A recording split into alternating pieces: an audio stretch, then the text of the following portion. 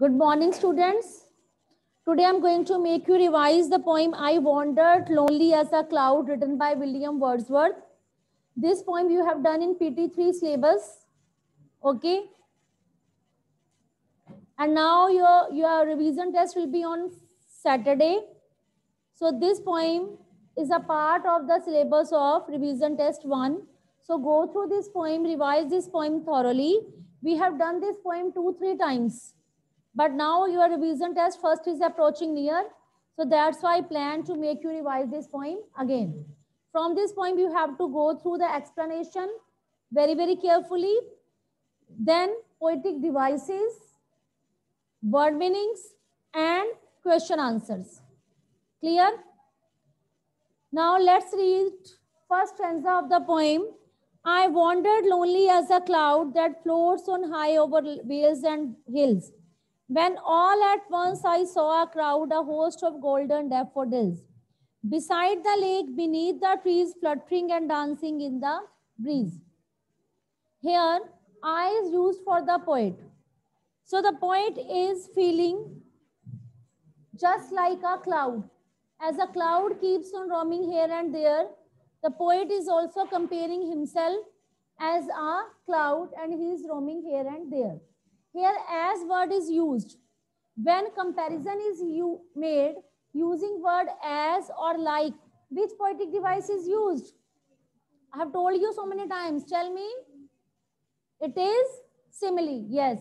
So here comparison is made by using word as. So here simile poetic device is used. So here poet is roaming here and there just like a cloud, and he saw there daffodils when he was roaming and he was going over the hills and the valleys. Vales. What is the meaning of vales here? Valleys. Then all of a sudden he got a chance to see abundance of daffodils, a host of golden daffodils, and those daffodils were present beside the lake, by the side of the lake, beneath the trees. What is the meaning of beneath? Under. Yes, under the trees. Here B and B poetic device, B and B word is repeated. So which poetic device is there? It is alliteration. So alliteration poetic device is used. B and B is repeated. Fluttering. What is the meaning of fluttering? Fluttering means moving. And those daffodils were moving and dancing in the breeze. Do you think the daffodils can breeze? Daffodils can dance? No. So here, which poetic device is used in this line? When the poet has attributed human characteristics to the daffodils. Which poetic device is used? Yes, very good. It is personification, because here the poet has attributed human qualities to the daffodils. So first stanza is clear. You have come to know where is simile used, where is alliteration used, and where is personification. It is clear to you. Now let's move to stanza number 2. Continuous as the stars that shine and twinkle on the Milky Way, they stretch a never-ending line along the margin of a bay. 10,000 saw I at a glance, tossing their heads in sprightly dance. Okay? Continuous. It means those daffodils were never-ending. They were numberless. They were too much. So that's why they are compared to what? Stars. They are compared to stars, because stars are also millions in numbers. They are infinite. They cannot be counted, and they twinkle in the Milky Way. And there also those daffodils were stretched in a never-ending line. It means at a one glance he was able to see near about 10,000 daffodils. And those daffodils, what were they doing? They were tossing, they were moving their heads in a sprightly dance. Sprightly means they were full of vigor, they were full of energy, they were full of enthusiasm, they were full of life. So those daffodils were moving in full energy. Okay. So here, which poetic device is used in first line? Continuous as the stars that shine. Why simile? Comparison is made. By using which word? By using which word? So, comparison is made by using word as, so simile poetic device is used. And tossing their heads in sprightly dance. Can daffodils toss their heads? Do they have heads? So which poetic device is used? Why it is personification? Because the poet has attributed human characteristics to the daffodils. Second stanza is clear. Shall I move further? Okay. Now we have third poetic device, third stanza. The waves beside them danced, but they outdid the sparkling waves in glee. A poet could not, but he gay in such a jocund company. I gazed and gazed, but little thought what wealth the show to me had brought. The waves beside them danced. Again, which poetic device? Personification. Why personification? Because waves are non-living things, but they have been given human qualities. And again in next line, poetic device, personification, that those daffodils, they were dancing, and whenever they were moving, so they were giving him glee, they were making him happy. It means the poet was feeling happy in the company of those daffodils, because whenever he was looking at those daffodils, so though that the sight of those daffodils were giving him immense happiness, lots of happiness, and he was feeling jocund. Jocund means cheerful. He was feeling cheerful. He was feeling light-hearted. He was feeling immensely happy in the company of those daffodils. And he was thinking that when he was looking at those daffodils, what wealth he was accumulating, what wealth he was collecting. So he will come to know later on that those daffodils has given him a very precious wealth. What is that wealth? He will come to know in stanza number 4. Yes, tell me, what is your query?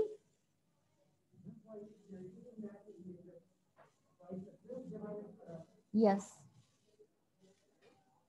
For oft when on my couch I lie in vacant or in passive mood, they flash upon that inward eye which is a blissful of solitude. And then my heart with pleasure fills and dances with the daffodils. Now, in this stanza, the poet is saying that for oft, it means for often. For oft means often. It is a short form of often word.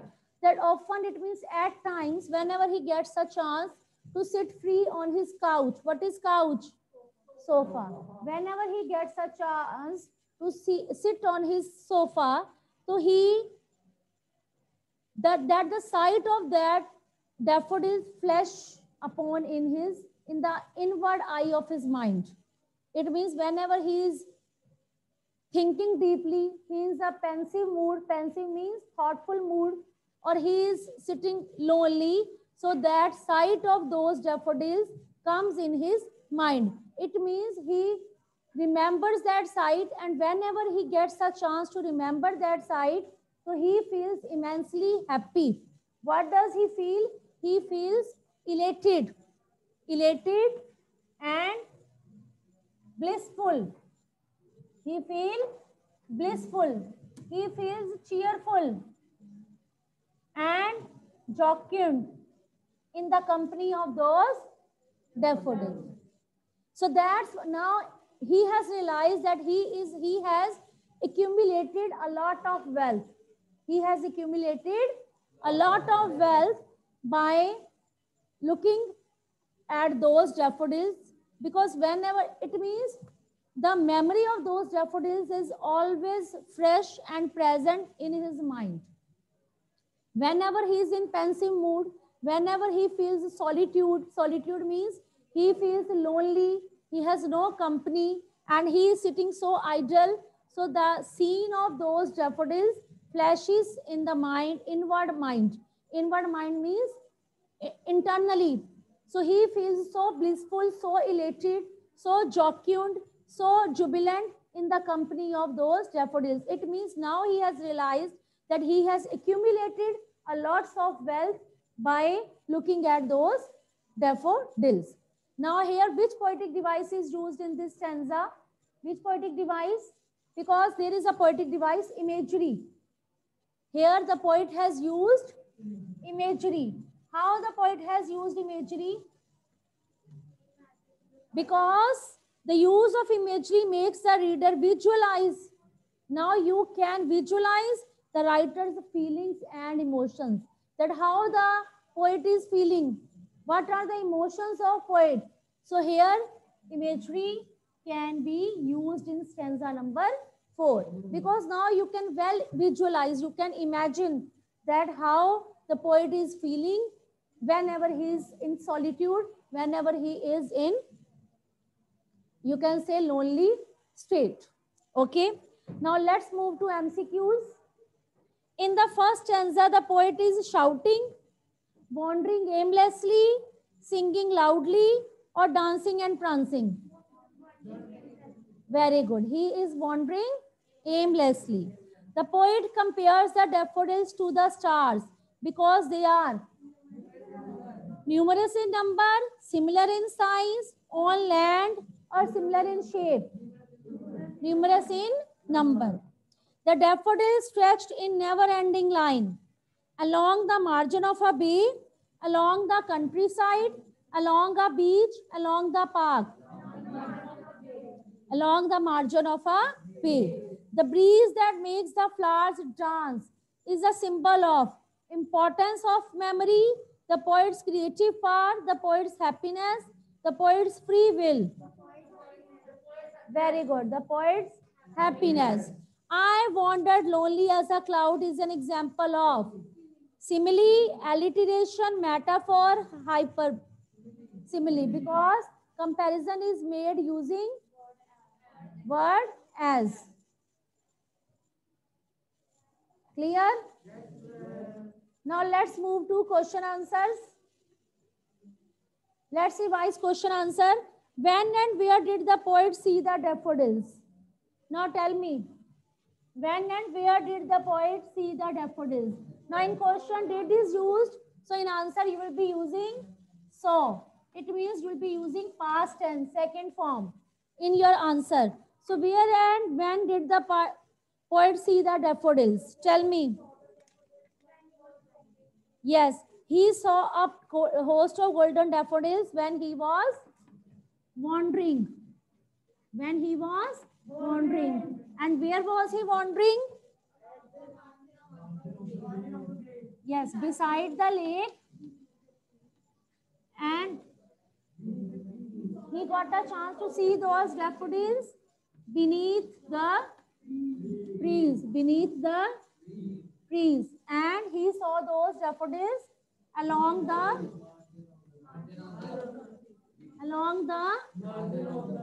margin of a bay. So you can pick up these hints and frame your first answer. Hurry up. Start framing your first answer. Start framing your first answer. I can ask any of the child to tell me answer number 1. Start writing, because in literature also, in poetry also, you require written practice. But write down with speed. Pick up these hints and frame your answer number 1. And pick up these words and insert these words in your answer. Wandering, beside, beneath, margin, bay.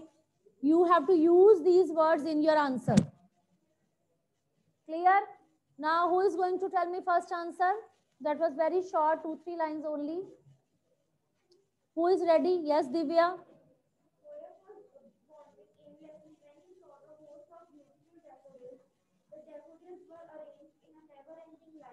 Along the side of the bay and beach. Okay, good. Very good. Now, Lavlina, you have written. Yes, tell me first answer. The poet saw a cluster of daffodils while he was wandering aimlessly. They found the daffodils. He found the daffodils inside the lake beneath the tree. They stretched in a never-ending line along the margin of the lake. Very good. Your answer is quite perfect. Now, and another child who wants to tell me the answer? Okay, from online class, Dhiren, you tell me this answer. Ma'am, yes, ma'am. Ma'am, the poet saw the host of golden daffodils when he was wandering here and there. The daffodils were along the bay and beneath the trees. They were looking like stars in a galaxy and were stretched upon in a never-ending line. The daffodils were fluttering and dancing in the breeze along the margin of the bay. Very good. Good. Perfect. Now let's move to question number second. Question number second we have, why does the poet compare the daffodils to the stars? What is the reason? Again, in this answer, we'll be using past tense, second form. We'll be using. Now tell me why this comparison is made. That stars and daffodils are being compared. Both have same. First of all, keep this thing in your mind. You have to use past tense. And now you have to take adjectives, attributes, and qualities of. Because both have same attributes. Attributes you can say. Qualities. Which qualities? Which qualities? Yes, they both are. They both are numerous.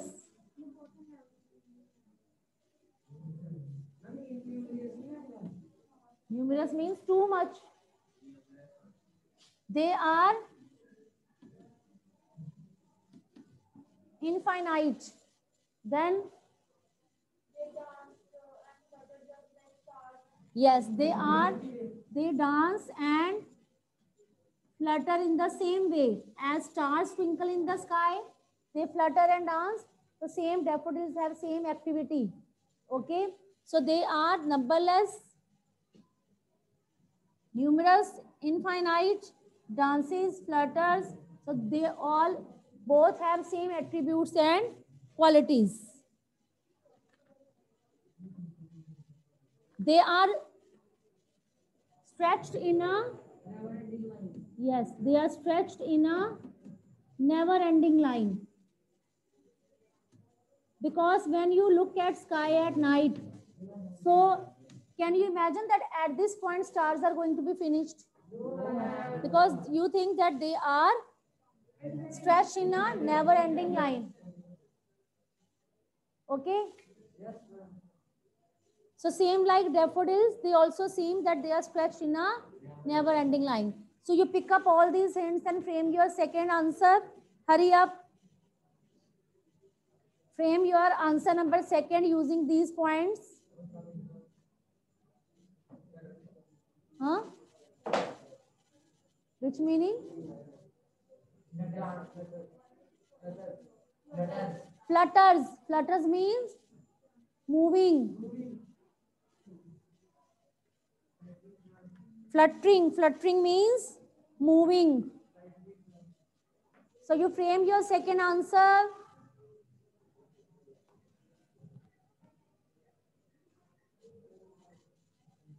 Ready with your answer? Okay, now from online class, Arzu, you tell me this answer. Yes, Arzu.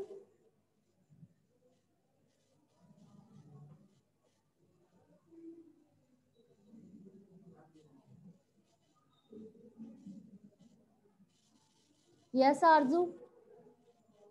I have unmuted you.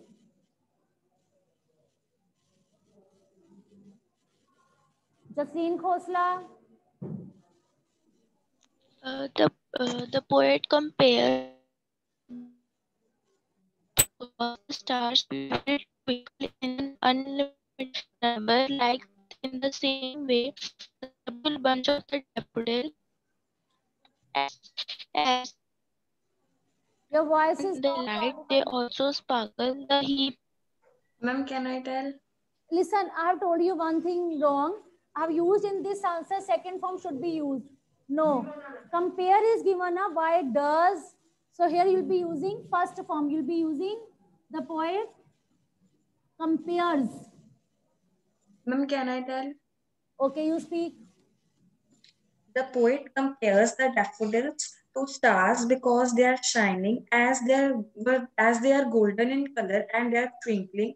The poet makes such a comparison because to him the daffodils seem to grow in a never-ending line like the stars in the galaxy. Good. Thank you, ma'am.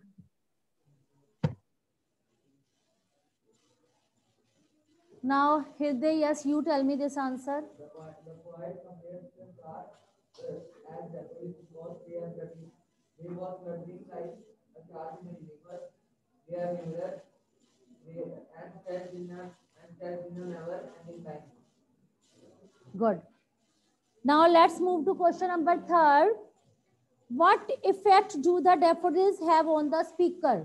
Now which verb will be used? First of all, tell me. Because when you begin your answer, sometimes you commit mistake in the very beginning line of your answer. Without noticing tense, you start writing. Why? What effect do the daffodils have on the speaker? So the question is in present tense. So the answer will be also written in present tense.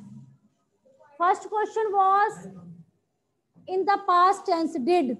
So that's why we have framed the first answer in past. But second and third should be written in present.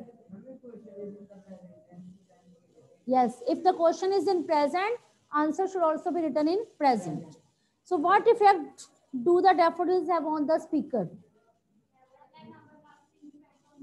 Yes, everlasting. Everlasting impact. He has everlasting impact.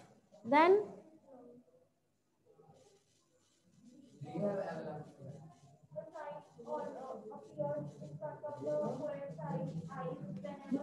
he feels blissful,